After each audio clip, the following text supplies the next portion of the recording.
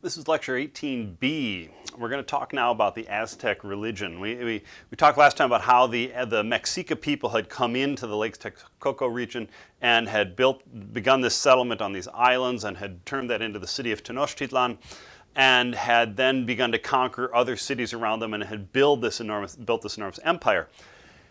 But the empire was built on tribute, and the tribute system was closely related to the new Aztec religion. Now, the religions that existed in central Mexico before the Mexica had arrived had multiple gods.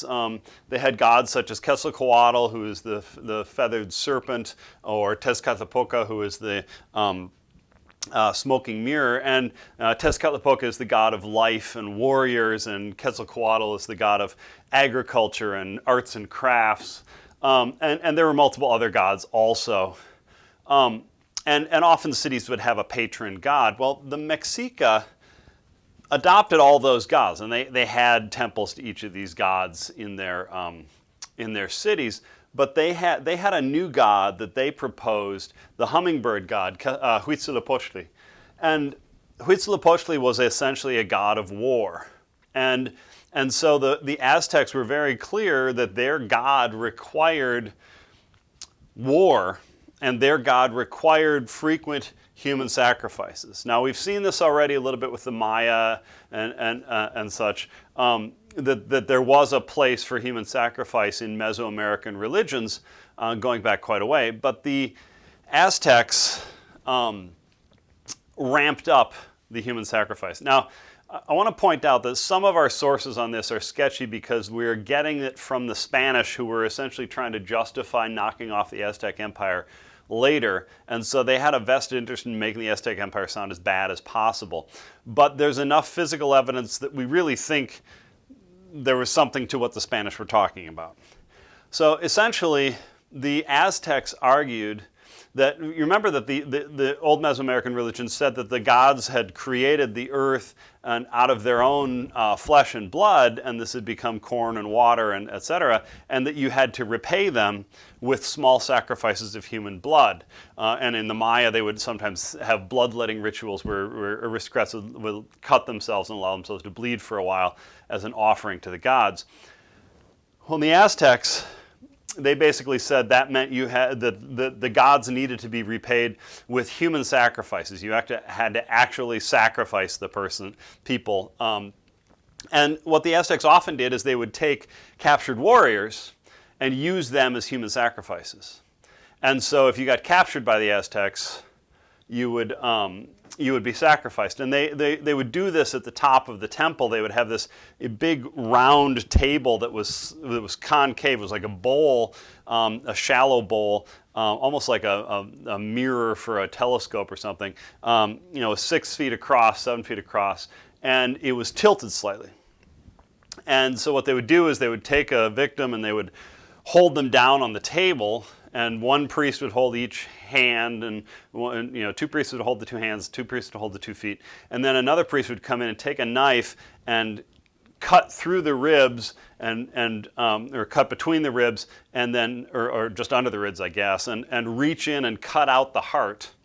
And the idea was that they had to get the heart out of the person fast enough so that the person could see their own heart before they passed out and died. And then the blood would be offered to the gods by allowing it to run, to pool in the table and then flow off of the table. And so they used captives for these sacrifices. And sometimes the sacrifices got big. Apparently the temple to Huitzilopochtli, a new temple at Tenochtitlan, was dedicated in 1487, and they had a ceremony dedicating the temple, and they had 3 sacrifice tables up at the top of the temple. And I want to point out the temples here are these enormous stepped pyramids with a staircase running down the front, and so they would do the sacrifice at the top of the pyramid, and the blood could run down the stairs. So they had 3 tables, sacrifice tables, at the top, altars at the top of the temple, and they had, for this celebration, they had priests doing several, we don't know how many sacrifices an hour, conceivable they could do 10 or 12 an hour, on 3 different altars going at the same time for 3 or 4 days. And accounts at the time seem to indicate that the smell of blood became so overwhelming, and then rotting blood, that a lot of people just left the city because the city had become so putrid smelling with all this human blood.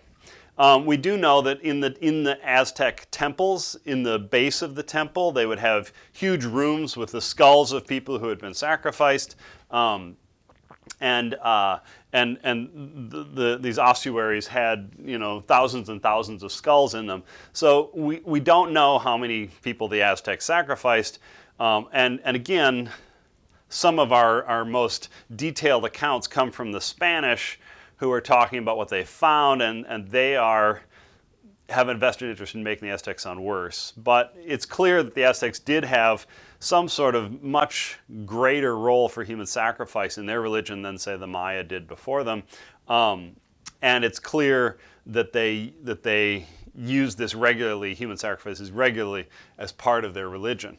And part of the reason for this is that they actually developed a new sort of origin story for the universe. Now, they had some stories. For instance, they had one story that Huitzilopochtli had driven Quetzalcoatl out of Mexico, and Quetzalcoatl had gone across the ocean and would come back someday. And this actually, Quetzalcoatl is the god of peace, and this actually was sort of metaphorical for, Huitzilopochtli, the god of war, had won, and so war is the dominant way to go.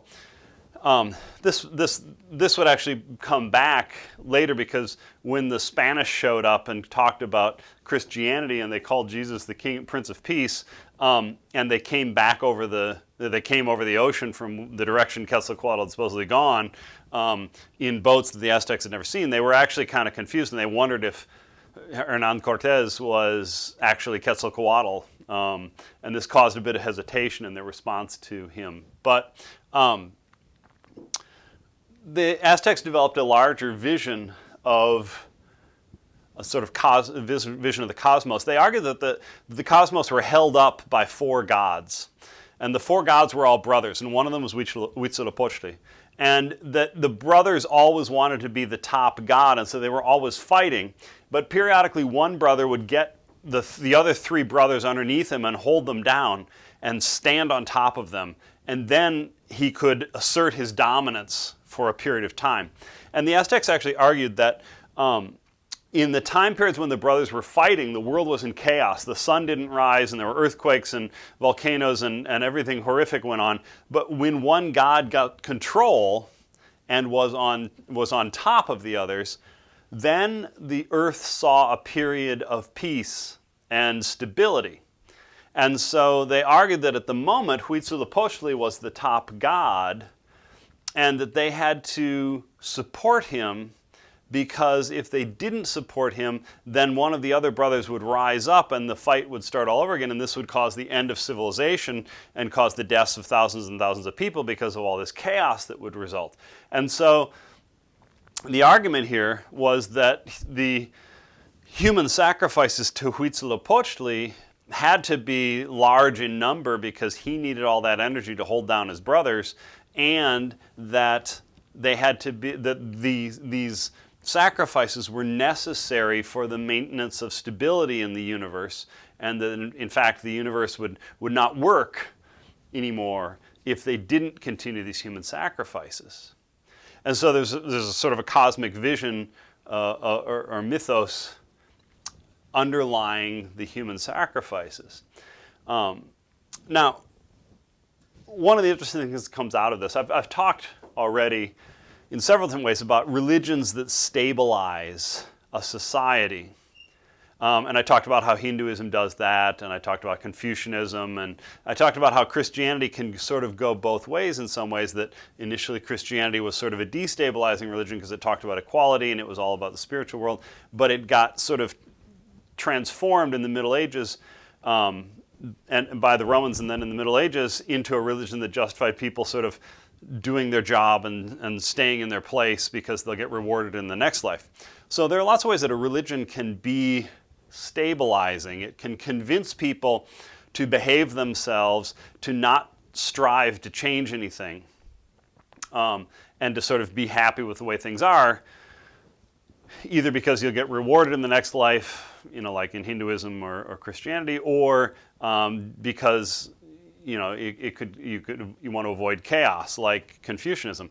Well, on the surface, the Aztec religion seems to be trying to create some sort of stability. They clearly have come up with this justification for why things have to stay the way they are in order to maintain stability. But what's interesting about this is that the human sacrifice is actually fairly disruptive in a society, because clearly taking people and killing them is disruptive. People don't want that to happen. And so for the Aztecs, what they really need is a steady stream of human victims for their sacrifices who are coming from somewhere outside of society, right? Because they don't want to eat their own society, so to speak, destroy their own people, because that would lead to rebellions and things. So what they essentially do is they use these conquests as ways of gathering victims, but then they use the necessity for human sacrifice as a justification for more conquest. So they can continually say to the Aztec population, we need more war because we need victims for the sacrifices to maintain the stability of the universe. And so this justifies continual warfare. Now, why would the Aztecs want that? That seems disruptive also. But the Aztec upper classes are essentially a warrior aristocracy who need to justify their existence and need to justify why they have all this fantastic wealth, etc. And so this allows them to maintain their position by saying, we are the ones who are essential for holding up the universe. Right? Now, one of the interesting side effects of this is the Aztecs actually, they continually faced warfare. They would conquer new peoples, or they continually faced revolts from the people they had already conquered, because the people they had already conquered didn't like sending off their young men to be sacrificed to the Aztecs, and so they would periodically revolt. And the Aztecs actually developed something called the Flower War, which was essentially a war where the goal of the Aztecs was not to kill or conquer an enemy people, but rather to simply capture enough young men that they could take them back for sacrifices. And so these Flower Wars were these interesting battles where the Aztecs really weren't trying to conquer a city or anything like that. They were just trying to grab as many people as they could, and the other side had to fight because they wanted to stop the Aztecs from grabbing anybody, but in the process of fighting they often got captured and were taken back as human sacrifices. And so the Aztec religion is kind of interesting because the way this religion is functioning, on the one hand, it creates stability. It convinces everybody that the priestly class has to keep doing what it's doing.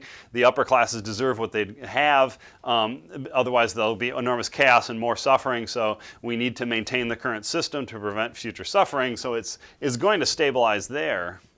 But on the other hand, it constantly creates this need for warfare and for conquest and for resistance. And so it's in some ways still a destabilizing religion.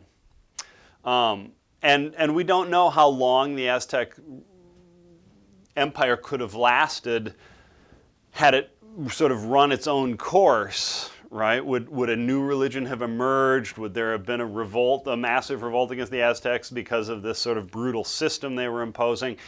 And it seems like the Aztec system might have been fairly unstable because it depended on constant conquest, constant warfare, and it depended on essentially just extracting wealth from unwilling peoples without giving them anything in return, and in particular taking people and killing them. And so it seems like the Aztec Empire was probably fundamentally unstable, but it didn't last long enough to really have its own instability sort of play out because the Spanish showed up and destroyed it. So in the next part of the lecture, I just want to talk about the Incas as the other major empire in the Americas after the classical era.